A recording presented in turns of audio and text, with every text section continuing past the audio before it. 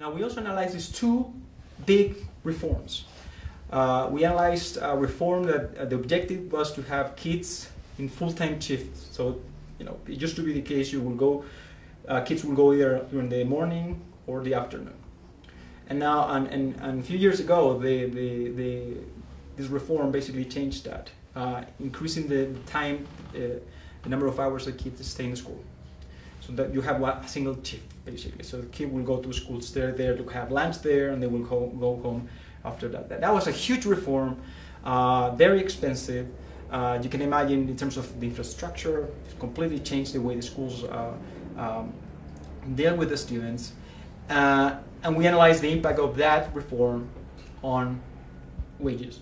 So that's point number one. So when you look at the evidence, we find no evidence, no positive impact of that reform on labor market productivity, wages basically, which is surprising. We would expect if the idea of this reform was to reduce inequality, say, or improve school education quality, that should have been reflected on labor market outcomes, and we don't find evidence of that. There's tiny evidence that this reform increased test scores a little bit. It changed some of social behaviors. There are papers looking at, for example, teenage pregnancies, and I have a paper looking at non-cognitive skills, and that you do find some evidence there. But when it comes to labor market productivity, again, proxy by earnings, we don't find any significant evidence.